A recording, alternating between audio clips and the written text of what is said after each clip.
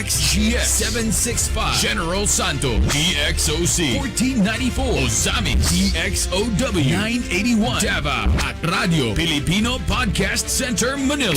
Ito ang kabahagi mo Radio Filipino, napapakinggan on air and online sa buong mundo sa pamamagitan ng www.radiofilipino.com. Impormasyong may kalidad at serbisyong may halaga. Kasama katuwang Kapinoy. Kabahagi mo. Radio Filipino. Radio Filipino.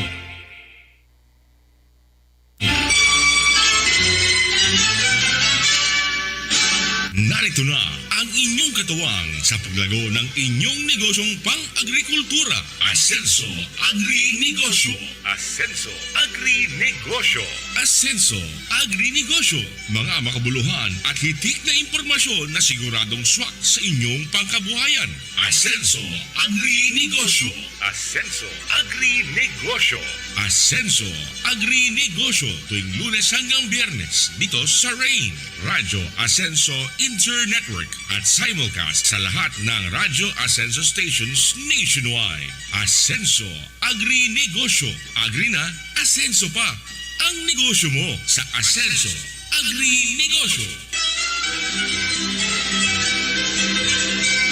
Narito na ang inyong katuwang sa paglago ng inyong negosyong pang-agrikultura. Asenso Agri Negosyo. Asenso Agri Negosyo. Mga impormasyong makabuluhan at makatutulong sa negosyong pang-agrikultura. Asenso Agri Negosyo. Agri ka ba? Samahan na si Mr. Asenso Francis Cardona at Ray Alvin Dasal, ang mga kabahagi mo sa pag-asenso Agri Negosyo sa Radio Filipino.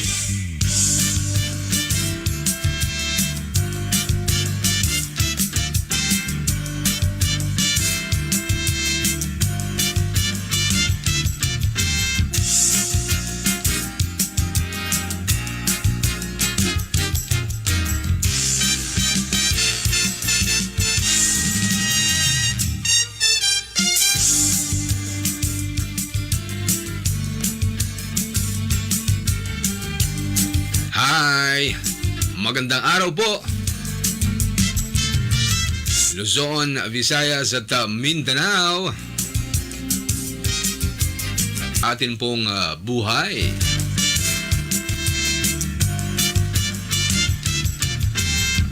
Naibagabigat kada kayo amin. Mayapayabak po kay Kongan.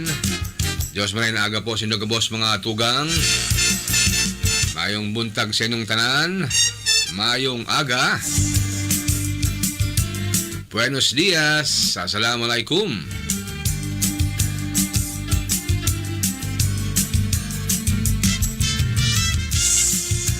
Araw ho ngayon ng Miyerkules, Wednesday. Ay, kumusta kayo? Sa ngalan po ng ating pong creator, producer at main host po ng Asenso Agri Negosyo, si Sir Francis L. Cardona. Ang inyong pong lingkod, Ray Alvin Dasal. Inimitahan na po kayong samahan tayo hanggang mamayang alas 6 ng umaga. Atin pong oras sa buong Pilipinas, Philippine Standard Time. Alas 5:05 na po, 5:05 in the morning. Magandang umaga po sa mga magsasaka, mangingisda, mga manggagawang Pilipino at syempre po sa ating po mga frontliners saan mang dako ho ng Pilipinas at mundo. Magandang umaga. At syempre po, binabati na ho natin ating po mga kasama sa Radyo Filipino stations nationwide na nakahuka po sa atin pong program. DWPR Dagupan. Syempre po, dito tayo sa DZTC Tarlac, DZLT Lucena, DZYM Occidental Mindoro, DWRN Naga, DYRM Dumaguete, DYRB Cebu, DXCO Cagayan de Oro, DXOC Ozamis, DXGS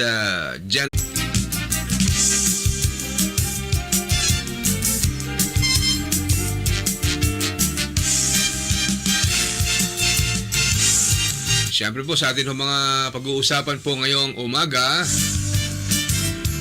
ito pong ating pong Agri News for the Day. Ito pong ang sabi po rito yung as root of hunger, address poverty first. Unahin daw muna yung root daw po ng gutom ay yung kahirapan. Yan ang unang bibigyan tugon ng ating pong Department of Agriculture, sabi po ni Secretary William Dar. Sa atin pong hog raising tip naman, yung tamang nutrisyon po ng dumalagang baboy ang ihatid naman sa atin ni Dr. Richard Pilerba mamaya.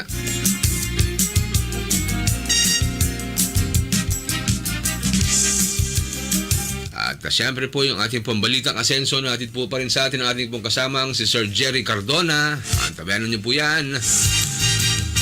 At siyempre yung update po mula po sa Pag-asa. Tabayanan niyo po yan. At ating pong pagpapatuloy ng ating pong programang Asenso Agri Negosyo. Abay, nagkakape na ba kayo?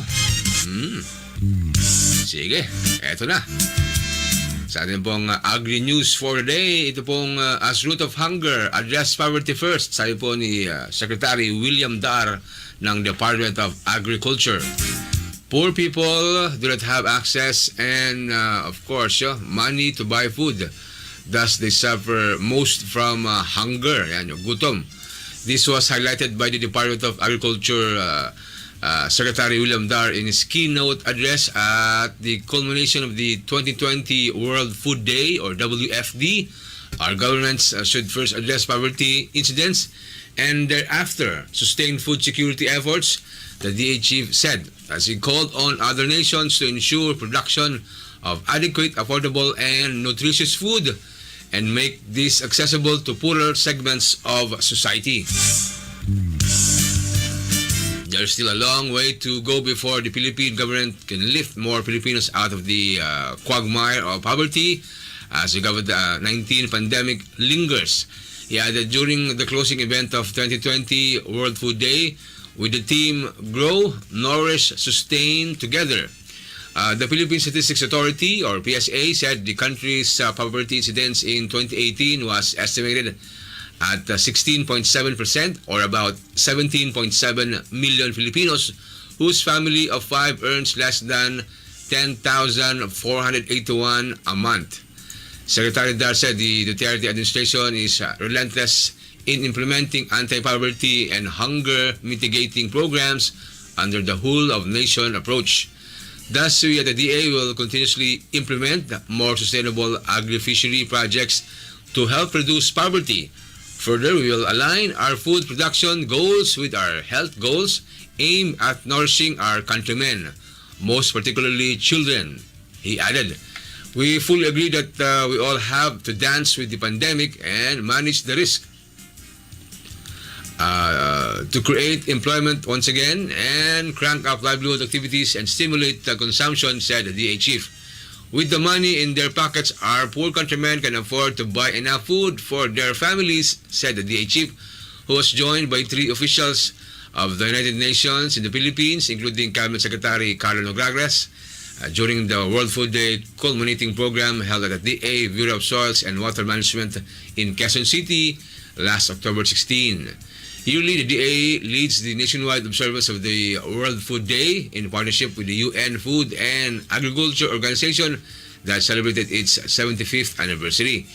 We hope our week-long celebration was a nourishing one for increasing our approach or appreciation of the hard work of farmers, fishers, agripreneurs, and the DA family in producing more adequate, affordable, and nutritious food on the table of every Filipino family, Secretary Dar said.